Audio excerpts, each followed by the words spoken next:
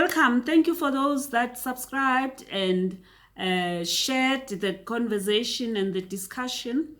And let me just recap quickly. Last time we spoke on wealth. It was the first installment of it. We defined what wealth means. In our case, we are trying to address a person holistically when it comes to wealth. We are not just going to look at the financial side only. And I also mentioned last time to say, where does this come from? To say that I studied finance, and people sometimes ask me questions relating to finance, relating to money, because wealth, often we think of wealth as money and richness, having many resources, having all sorts of things that make your life able to live and be happy. Not that money makes you happy, but you can accomplish a lot of things when you have money. So we said the word wealth comes from a word weal, which is spelled W-E-A-L. And that word meant well-being. It meant, in other words, it looks at the whole person, doesn't just look at what the person has. Well-being. We know that sometimes if you are stressed with something, you realize that you are not well despite all the resources that you may have. So that is the definition that we'll rely on. And it was mentioned as well to say, as time went on, the financial side and the money and the accumulation of assets began to take over the whole discussion, such that people who are wealthy are often defined as someone who has a lot of money and a lot of resources. But in our case, we are going to look at all the other types of wealth. We may not delve into all. I know many people are interested in the financial side. But today, I am going to just discuss the various types of wealth. And I'd like to mention to say, when God created Adam and put him in the Garden of Eden, he already created everything that Adam needed. He didn't just create the physical side, but he gave him everything that he needed. So I would like to start off by mentioning the various types of wealth. And some of it, I'll base it on when God created Adam, he gave him a physical body, as I mentioned last week. That physical body is very important. It is the vehicle that we use to work, the vehicle that Adam used to take care of the garden. As God said, work the garden. So it is the vehicle that we use. And God breathed into man, and man became a living soul. And that living soul encompasses emotions, will, and your mind. Now, from that, there is the part where you should take care of your mind. And that is the intellectual wealth, intellectual wealth. In other words, you're supposed to work your mind. You're supposed to develop your mind every day. We learn and we progress and we read books and we listen to podcasts and we do all these things to make sure that our mind, our intellect is kept functioning. It is wealth. And I'll use this example to say, if somebody has lost his mind, he cannot reason like normal, that person is becoming dysfunctional, is becoming an outcast because he cannot reason like other people reason.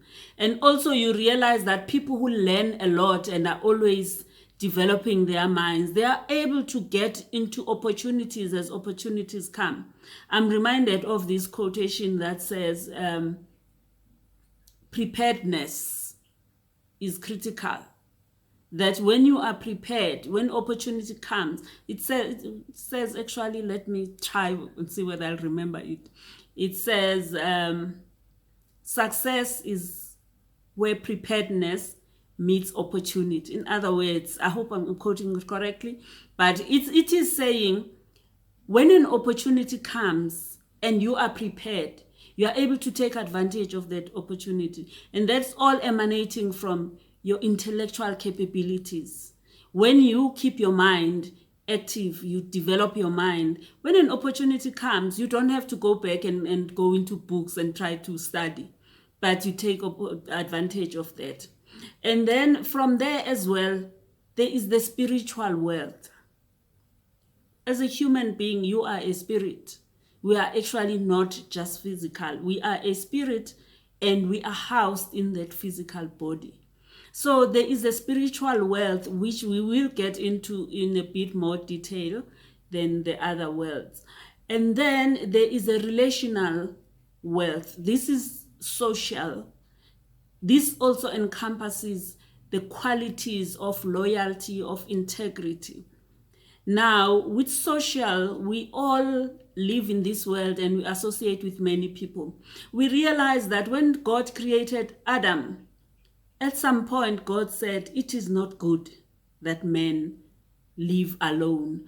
Of course, God had created animals already, which already there was some relationship between Adam and the animals.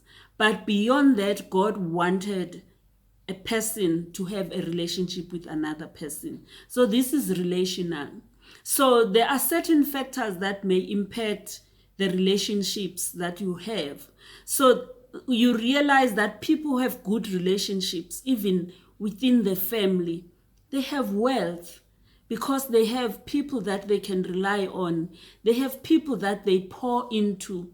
And that is wealth. Just having that capacity to share with someone. So that is wealth in terms of our approach in terms of a holistic person. God also provided Adam with physical resources. That is where we can look at the financial, which includes having resources like realty estate, having resources in terms of houses, having resources in terms of financial, like money in the bank. God gave Adam that garden which was full of everything. And he said, Adam, work it, manage it, steward it.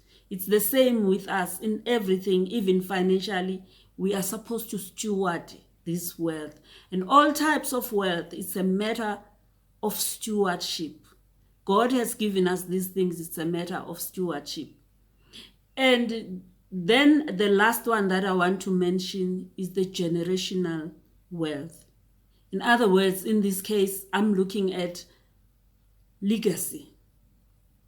I'm mentioning this bit of generational. Maybe someone might say it's not wealth because it is not for me. But it is wealth because when you are a parent, you raise children and you want them to be self-sufficient. You want them to be able to sustain themselves.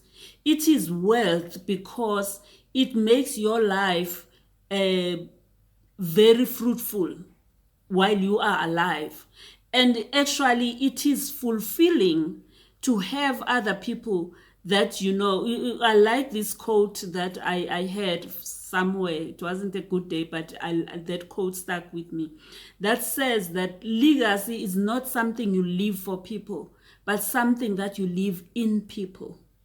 So when you are alive, you are supposed to pour into people. You're supposed to impact people such that they become better human beings. And that is wealth, because while you pour into other people, you are also fulfilled. And it is such a fulfillment to be able to leave a legacy. And in this case, a legacy, a generational wealth may encompass financial wealth, money, but it's also important to leave something in the minds of people that no one can take away, that they can be able, like the Bible says, that teach a child his way such that when he grows up, he will not depart from it. So legacy is about that, is about what you have left in people, that they will not depart, that they'll have the wisdom even as they get older to be able to discern certain things and to be able to make certain decisions that are good enough for them to be sustainable. That is wealth. So these are the types of wealth that we may look into, but Today, I just wanted to give you this information. And then as from next week, we will get into one type of wealth and discuss it in a bit more detail. And thank you so much for being here, for listening. And please share. As mentioned, this is aimed to make sure that everybody gets some knowledge. Let us develop our intellectual capacities such that when we have to make decisions, we have information, we have some understanding. Have a good day. Love you. Bye.